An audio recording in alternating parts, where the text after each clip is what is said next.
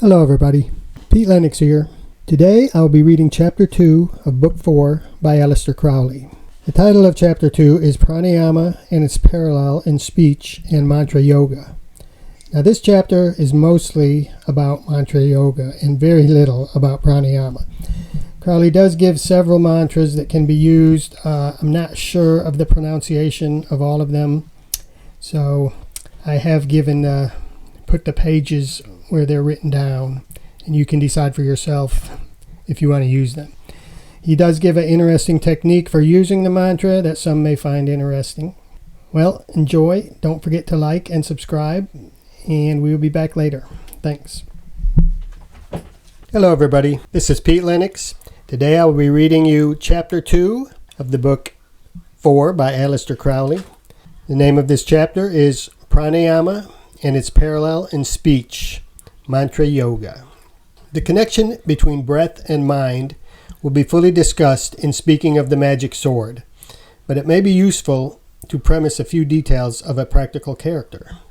You may consult various Hindu manuals and the writings of Kwangzi for various notable theories as to method and result. But in this skeptical system, one had better content oneself with statements which are not worth the trouble of doubting. The ultimate idea of meditation being to still the mind, it may be considered a useful preliminary to still consciousness of all the functions of the body. This has been dealt with in the chapter on asana. One may, however, mention that some yogis carry it to the point of trying to stop the beating of the heart.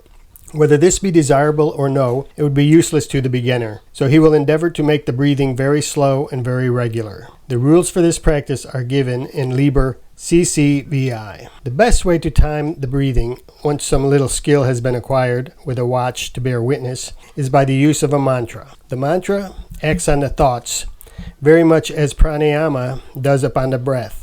The thought is bound down to a recurring cycle. Any intruding thoughts are thrown off by the mantra, just as pieces of putty would be from a flywheel. And the swifter the wheel, the more difficult would it be for anything to stick. This is the proper way to practice a mantra. Utter it as loudly and slowly as possible 10 times. Then not quite so loudly, and a very little faster, 10 times more. Continue this process until there's nothing but a rapid movement of the lips. This movement should be continued with increased velocity and diminishing intensity until the mental muttering completely absorbs the physical. The student is by this time absolutely still with the mantra racing in his brain. He should, however, continue to speed it up until he reaches his limit, at which he should continue for as long as possible, and then cease the practice by reversing the process above described.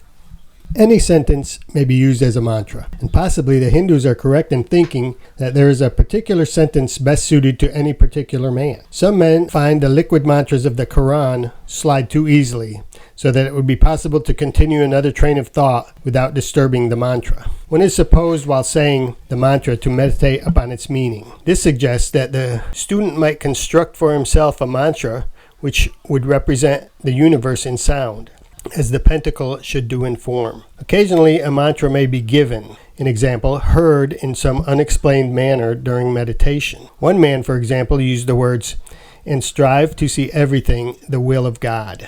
To another, while engaged in killing thoughts, came the words, "and push it down," apparently referring to the action of the inhibitory centers which he was using. By keeping on with this, he got his result. The ideal mantra should be rhythmical. One might even say musical, but there should be sufficient emphasis on some syllable to assist the faculty of attention. The best mantras are of medium length, so far as the beginner is concerned. If the mantra is too long, one is apt to forget it, unless one practices very hard for a great length of time. On the other hand, mantras of a single syllable, such as Om, are rather jerky. The rhythmical idea is lost. Here are a few useful mantras. Om, Om Tata Sata Om. This mantra is purely spontaneic. Om Mani Padme Hum. Om Shivaya Vashi. Allah Hua Alua Alazi Laiha Ilahua. Here are some longer ones. The famous Gayatra.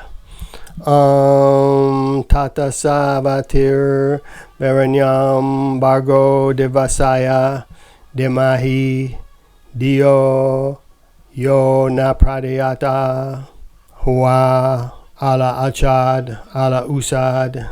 This mantra is the holiest of all that are or can be. It is from the steel of resealing. Kadua Tuf Urbu Bia Shafu Dudu Nur Af Anataru. Such are enough for selection. There are many other mantras. Sri Sabapatmi Swami gives a particular one for each of the chakras. But let the student select one mantra and master it thoroughly. You have not even begun to master a mantra until it continues unbroken through sleep. This is much easier than it sounds. Some schools advocate practicing a mantra with the aid of instrumental music and dancing. Certainly very remarkable effects are obtained in the way of magical powers. Whether great spiritual results are equally common is a doubtful point. Persons wishing to study them may remember that the Sahara Desert is within 3 days of London, and no doubt the city Ayaswa would be glad to accept pupils. This discussion of the parallel science of mantra yoga has led us far indeed from the subject of pranayama is notably useful in quieting the emotions and appetites. And whether by reason of the mechanical pressure which it exerts or by the thorough combustion which it assures in the lungs, it seems to be admirable from the standpoint of health. Digestive troubles, in particular, are very easy to remove in this way. It purifies both the body and the lower functions of the mind, and should be practiced certainly never less than 1 hour daily by the serious student. 4 hours is a better period, a golden mean. 16 hours is too much for most people. The end of Chapter 2. Thanks for listening, everybody. This is Pete Lennox, and I want you to subscribe and like, and I'll be sending out some more chapters later. Thanks, bye.